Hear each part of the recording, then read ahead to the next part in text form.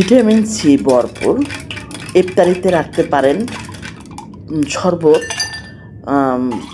পানীয়যুক্ত, সারাদিন ক্লান্তি দূর হয়ে যাবে এরকম ফাইবারযুক্ত একদম এক গ্লাস খেলে একদম কলিজা ঠান্ডা হওয়ার মতন শরবত রেসিপি আজকে দেখতে থাকুন। আসসালামু আলাইকুম কাছের এবং দূরের বন্ধুরা, সবাই ভালো আছেন মোর কলিজার বন্ধুরা। প্রথমেই আমি দিয়ে দিলাম চিয়া সিড, তারপরে তোকমা দানা, তারপরে ইসবগুলের ভুসি। আর এখানে গুড় অর্ডার দিছিলাম, আখের গুড় দিয়ে অবশ্যই আজকের শরবতটা করব।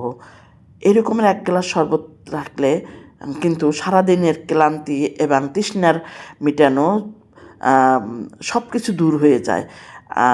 আপনারা মিষ্টি কম বেশি করে নেবেন। এখন আমি 2 চামচের মতন গুড় দিয়ে ভালো করে নেড়েচেড়ে মিশিয়ে তারপর রেখে দেব ইফতারের আগ পর্যন্ত। তারপরে কি করি সেটা একটু দেখেন। চলে যাই মূল রেসিপিতে। এভাবে রেখে দিই, তারপরে কিছুক্ষণের মধ্যেই আমরা আবার চলে আসব। যদি ভালো লাগে অবশ্যই শেয়ার করে দেবেন, একটা লাইক করতে কিন্তু ভুলবেন না।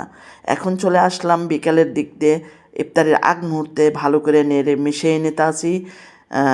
তারপরে কি করব, এই যে ভিটামিন সি যুক্ত লেবু, গাছের লেবু নিয়ে আসছি, এখান থেকে লেবু পাতাও কিন্তু ব্যবহার করব। 1 চামচ লেবু কচি পাতা ব্যবহার করলাম, 1 স্লাইস লেবু দিলাম, বেশি দেওয়া যাবে না, 1 স্লাইসই দিলে হবে। হয়তো আপনাদের শরবতের উপর নির্ভর করবে কতটা শরবত আপনি বানাচ্ছেন সেভাবে। এখানে বরফ দিয়ে দিলাম, প্রায় 1 বাটির মতন বরফ দিয়ে তারপরে কি করতেছি সেটা একটু দেখেন।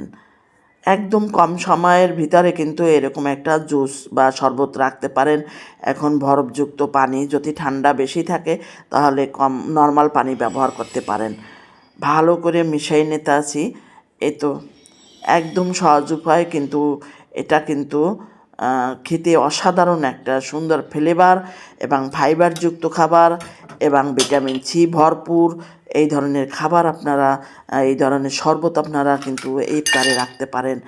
একদম বরফ দিয়ে তারপরে কিন্তু আমি সার্ভ করে দিলাম। অবশ্যই দেখতে পাচ্ছেন এরকম 1 গ্লাস খেয়ে অবশ্যই কমেন্টসে জানাবেন বানায়ে আমার রেসিপি কীরকম ছিল। ভালো থাকলে একটা লাইক, একটা কমেন্টস দিয়ে কিন্তু আমাকে উৎসাহ করবেন সামনে আরেকটা ভিডিও রেসিপি করার জন্য। ধন্যবাদ সকল বন্ধুদেরকে। কীরকম ছিল আজকের রেসিপি অবশ্যই কমেন্টসে জানাতে ভুলবেন না। আপনাদের একটা কমেন্টসের উত্তর দেওয়ার জন্য অপেক্ষায় থাকি। আর রোজার সময় সবাই ভালো থাকবেন, আপনাদের ভালো বা সুস্থতা কামনা করে আজকের মতন কিন্তু এই শেষ করে দিচ্ছি।